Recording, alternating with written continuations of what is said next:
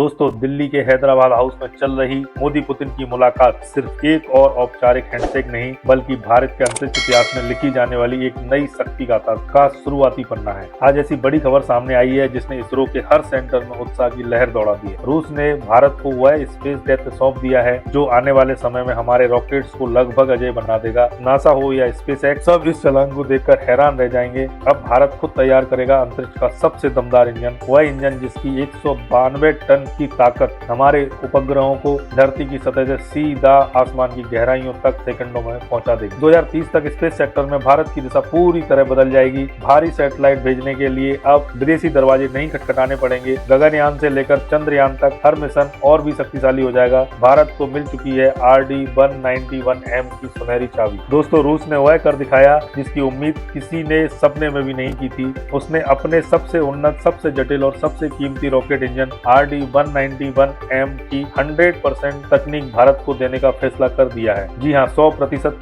तकनीक, मतलब अब वह दैत्य इंजन रूस से इंपोर्ट नहीं होगा बल्कि हमारे देश की फैक्ट्रियों में हमारे ही इंजीनियरों और वैज्ञानिकों द्वारा बनाया जाएगा। यही वही इंजन है रूस के शक्तिशाली अंगारा रॉकेट को अंतरिक्ष की ओर धकेलता है और यही शक्ति अब हमारे LBM-3 यानी GSLV Mk3 जैसे बाहुबली रॉकेट को ऐसी रफ्तार देगी कि वह भारी से भारी पेलोड को पंख की तरह उठाकर अंतरिक्ष में पहुंचा देगा। अब अपने बड़े उपग्रह भेजने के लिए न हमें एलन मस्क पर निर्भर रहना होगा और न ही यूरोप की एजेंसियों पर। इस ऐतिहासिक करार की पूरी कहानी और वह इंजन कैसे इसरो को दुनिया का लॉन्च बादशाह बनाएगा, यह सब आपको बताएंगे। वीडियो में बने रहिए और अपने विचार कमेंट में जरूर बताइए। सिर्फ खरीदेगा नहीं, अब भारत दुनिया को बेचेगा। 100% टेक्नोलॉजी ट्रांसफर ने विकास के नए दरवाजे खोल दिए हैं। अब आते हैं उस सेमी क्रायोजेनिक रहस्य पर जो अब तक सिर्फ अमेरिका और रूस और चीन के पास था। तो आखिर यह RD-191 इंजन है क्या और क्यों इसे इंटरनेशनल स्पेस इंडस्ट्री का गेम चेंजर कहा जाता है? साधारण भाषा में समझें तो अभी तक हमारे रॉकेट ज्यादातर सॉलिड और लिक्विड इंजनों पर चल रहे थे। यह भरोसेमंद तो है लेकिन भारी वजन उठाने में कुछ सीमाएं रखता है। वहीं RD-191 एक सेमी क्रायोजेनिक इंजन है जो केरोसिन, RP1 और तरल ऑक्सीजन पर चलता है। फर्क इसकी ताकत का है। यह इंजन 192 टन का जोर पैदा कर सकता है। सोचिए जैसे 192 हाथी एक साथ धक्का लगाए। यही धक्का रॉकेट को पृथ्वी के गुरुत्वाकर्षण से बाहर निकालकर तेज गति से ऊपर ले जाता है। इसी कारण इस तकनीक को दुनिया में सिर्फ कुछ ही देशों ने संभाल कर रखा है। अब भारत उसी एक्सक्लूसिव क्लब में शामिल होने जा रहा है जिसके पास अपने सेमी क्रायोजेनिक इंजन बनाने की क्षमता है। यह सिर्फ एक मशीन नहीं, यह इसरो की माथे की वह चमक है जो उसे ग्लोबल लीडर बनाएगी। इस नए इंजन के जुड़ने से हमारे रॉकेट्स की क्षमता कई गुना बढ़ सकती है। अभी हमारा सबसे ताकतवर रॉकेट LBM-3 लगभग 4 टन वजन GTO में भेज सकता है, लेकिन इसके लोअर स्टेज में पुराने इंजनों की जगह RD-191M लगाया जाए तो क्षमता 2.5 से 3 टन तक बढ़ सकती है। इसका मतलब है कि अब 6 से 7 टन के हैवी कम्युनिकेशन सैटेलाइट भारत खुद लॉन्च करेगा, जिन्हें पहले फ्रांस के एरियन स्पेस से करोड़ों में लॉन्च करवाना पड़ता था। वह पैसा अब देश में बचेगा। गगनयान, चंद्रयान और भविष्य के डीप स्पेस मिशन सब और सरल और शक्तिशाली हो जाएंगे। ज्यादा वजन ले जाने का मतलब है ज्यादा वैज्ञानिक उपकरण, ज्यादा ईंधन और ज्यादा दूरी। यह इंजन भारत के स्पेस सपनों को नया आसमान देगा। इस डील का सबसे रोमांचक हिस्सा है मेक इन इंडिया। रूस ने हमें इंजन बेचना भर नहीं चुना बल्कि पूरा ब्लूप्रिंट और हर तकनीकी फॉर्मूला, हर डिजाइन भारत को देने का निर्णय लिया है ताकि हम इसे अपने देश में बना सके। HAL और इसरो मिलकर एक नई फैक्ट्री तैयार करेंगे जहां ये इंजन पूरी तरह भारत में बनाए जाएंगे। 2026-27 में तकनीक का ट्रांसफर शुरू हो जाएगा और 2030 आते आते भारत का पहला देसी सेमी क्रायोजेनिक इंजन तैयार होकर आकाश में आग उगलने को तैयार होगा। सोचिए, जिस तकनीक की जासूसी करने में चीन ने दशक बिता दिए, वह तकनीक रूस भारत को दोस्ती में थाली में सजा कर दे रहा है। और जब भारत इसे बनाना सीख रहा है तो न सिर्फ अपनी जरूरतें पूरी करेगा बल्कि इन इंजनों को दुनिया को बेचकर स्पेस मार्केट में नया सप्लायर भी बन जाएगा। दुनिया के छोटे देश जो अपने उपग्रह लॉन्च करना चाहते हैं वे भारत की ओर ही दौड़ेंगे क्योंकि हमारा लॉन्च सबसे सस्ता और सबसे भरोसेमंद होगा। यह डील सिर्फ वैज्ञानिक नहीं, रणनीतिक भी है।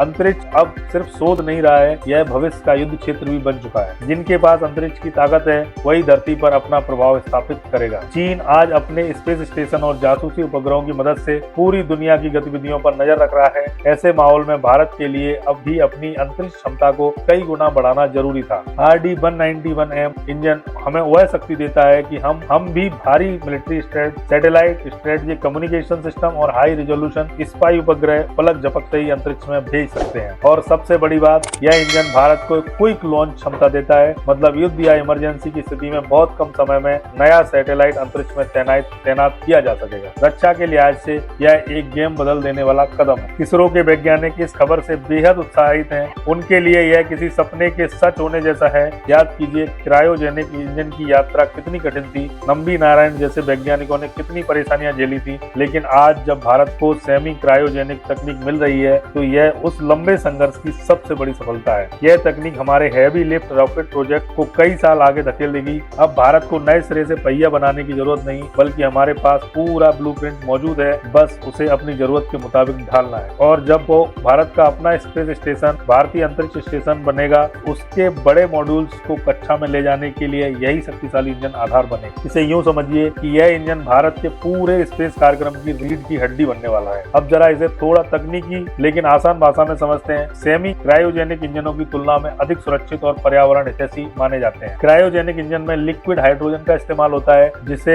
-253 डिग्री सेंटीग्रेड पर स्टोर करना पड़ता है, जो बेहद मुश्किल और महंगा काम है। जबकि सेमी क्रायोजेनिक इंजन में RP1 यानी खास केरोसिन और लिक्विड ऑक्सीजन का उपयोग किया जाता है। RP1 सामान्य तापमान पर भी सुरक्षित रहता है। इससे रॉकेट की तैयारी तेज होती है और लॉजिस्टिक सस्ते पड़ते हैं और मिशन की अनिश्चितता कम हो जाती है। इसी वजह से एलन मस्क की SpaceX भी अपने फाल्कन 9 रॉकेट में भी यही फॉर्मूला इस्तेमाल करती है, केरोसिन प्लस लिक्विड ऑक्सीजन। रूस का RD-191M इंजन भारत को उसी लीग में खड़ा कर देगा जहां अभी सिर्फ कुछ ही बड़े देश हैं। भविष्य के मिशनों की बात करें तो भारत का लक्ष्य 2035 तक अपना स्पेस स्टेशन और 2040 तक चंद्रमा पर मानव भेजने का प्लान है। इन विशाल मिशनों के लिए मौजूदा रॉकेट पर्याप्त नहीं होंगे। LVM-3 बड़ा है, लेकिन इतने बड़े विजन के लिए और भी शक्तिशाली रॉकेट की जरूरत है। वहीं RD-191M असली भूमिका निभाएगा। इस इंजन की मदद से इसरो एक नया सुपर रॉकेट बनाएगा, NGLV next generation launch vehicle. यह भारत का भविष्य का रॉकेट होगा जो 10 टन, 15 टन, यहाँ तक कि उससे भी ज्यादा वजन एक बार में अंतरिक्ष में ले जा सकेगा। यह क्षमता हमें स्पेस स्टेशन के हिस्सों को एक ही प्रयास में ऊपर ले जाने में मदद करेगी। चंद्र मिशन में बड़े और अधिक टिकाऊ लैंडर और रोवर भेजना भी इसी की बदौलत संभव होगा। भारत और रूस की दोस्ती अंतरिक्ष में बहुत पुरानी है। हमारा पहला रॉकेट सैटेलाइट आर्यभट्ट रूसी रॉकेट से लॉन्च हुआ था। पहले भारतीय अंतरिक्ष यात्री राकेश शर्मा भी रूसी सोयूज मिशन का हिस्सा थे। गगनयान के लिए हमारे अंतरिक्ष यात्रियों की ट्रेनिंग भी रूस में हुई थी, यानी यह साझेदारी कोई नई बात नहीं है। RD-191M डील इसी मजबूत रिश्ते का अगला बड़ा अध्याय है। दुनिया में कई देश भारत पर तकनीकी प्रतिबंध लगाते हैं कि उन्नत तकनीकें साझा नहीं करना चाहते, लेकिन रूस हमेशा भारत के साथ खड़ा रहा है और इस इंजन की 100% तकनीक देने का फैसला बताता है कि रूस भारत को अंतरिक्ष में महाशक्ति के रूप में देखना चाहता है। हिंदुस्तान एरोनॉटिक्स लिमिटेड यानी HAL के लिए भी यह एक सुनहरा मौका है। जो कंपनी अब तक फाइटर जेट और हेलीकॉप्टर बनाती थी, अब वह रॉकेट इंजन बनाने की महारत भी हासिल करेगी। नई फैक्ट्री बनने से हजारों नौकरियां पैदा होंगी, भारतीय इंजीनियरों को नई स्किल मिलेगी और जो पैसा हम अपने पहले विदेशी कंपनियों को देते थे, अब वह देश में ही घूमेगा, जिससे अर्थव्यवस्था को और बड़ा फायदा मिलेगा। दोस्तों, अब तस्वीर बिल्कुल साफ है। पुतिन का यह तोहफा भारत को अंतरिक्ष क्षेत्र में एक नई पहचान देने वाला है। 192 टन की पावर हमें अमेरिका और चीन की बराबरी में खड़ा नहीं करेगी, बल्कि कई मामलों में उनसे आगे ले जाएगी। यह वह कदम है जो 2030 के भारत को स्पेस टेक्नोलॉजी का लीडर बनाएगी। यह आत्मनिर्भर भारत की वह उड़ान है जिसे कोई रोक नहीं सकता। आपका क्या मानना है? क्या भारत को अब अंतरिक्ष के क्षेत्र में और आक्रामक रणनीति अपनानी चाहिए? क्या इसरो को कमर्शियल लॉन्चिंग पर ज्यादा फोकस करना चाहिए, जिससे देश के लिए पैसा और प्रतिष्ठा दोनों बढ़े? अपनी राय कमेंट में जरूर लिखें और रुकिए, अगले वीडियो में हम आपको उस गुप्त स्पेस स्टेशन प्लान के बारे में बताएंगे जिसे भारत और रूस मिलकर तैयार कर रहे हैं। चैनल को सब्सक्राइब कीजिए, बेल आइकन को दबाइए और जुड़े रहिए। जय हिंद, जय भारत।